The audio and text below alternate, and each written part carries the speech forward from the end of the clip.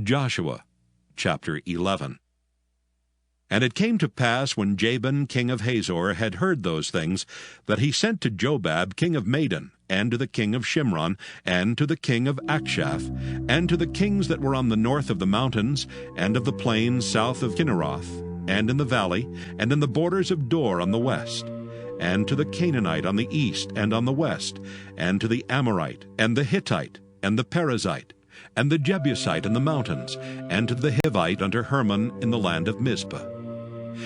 And they went out, they and all their hosts with them, much people, even as the sand that is upon the seashore in multitude, with horses and chariots very many. And when all these kings were met together, they came and pitched together at the waters of Merom to fight against Israel. And the Lord said unto Joshua, Be not afraid because of them. For tomorrow about this time will I deliver them up all slain before Israel. Thou shalt hawk their horses, and burn their chariots with fire. So Joshua came, and all the people of war with him, against them by the waters of Merom suddenly, and they fell upon them. And the Lord delivered them into the hand of Israel, who smote them, and chased them unto great Zidon, and unto Misrephoth-Maim, and unto the valley of Mizpah eastward, and they smote them until they left them none remaining. And Joshua did unto them as the Lord bade him. He hawked their horses, and burnt their chariots with fire. And Joshua at that time turned back, and took Hazor, and smote the king thereof with the sword. For Hazor before time was the head of all those kingdoms. And they smote all the souls that were therein with the edge of the sword, utterly destroying them. There was not any left to breathe, and he burnt Hazor with fire. And all the cities of those kings, and all the kings of them did Joshua take, and smote them with the edge of the sword, and he utterly destroyed them, as Moses the servant of the Lord commanded. But as for the cities that stood still in their strength, Israel burned none of them, save Hazor only, that did Joshua burn.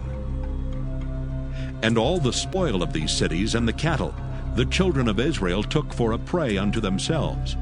But every man they smote with the edge of the sword, until they had destroyed them, neither left they any to breathe. As the Lord commanded Moses his servant, so did Moses command Joshua, and so did Joshua. He left nothing undone of all that the Lord commanded Moses. So Joshua took all that land, the hills and all the south country, and all the land of Goshen, and the valley and the plain, and the mountain of Israel, and the valley of the same, even from the Mount Halak that goeth up to Seir, even unto Baalgad in the valley of Lebanon, under Mount Hermon. And all their kings he took, and smote them, and slew them. Joshua made war a long time with all those kings. There was not a city that made peace with the children of Israel, save the Hivites, the inhabitants of Gibeon. All other they took in battle. For it was of the Lord to harden their hearts, that they should come against Israel in battle, that he might destroy them utterly, and that they might have no favor, but that he might destroy them, as the Lord commanded Moses. And at that time came Joshua, and cut off the Anakims from the mountains, from Hebron, from Debir, from Anab, and from all the mountains of Judah, and from all the mountains of Israel. Joshua destroyed them utterly with their cities. There was none of the Anakims left in the land of the children of Israel. Only in Gaza, in Gath, and in Ashdod there remained. So Joshua took the whole land according to all that the Lord said unto Moses. And Joshua gave it for an inheritance unto Israel, according to their divisions by their tribes. And the land rested from war.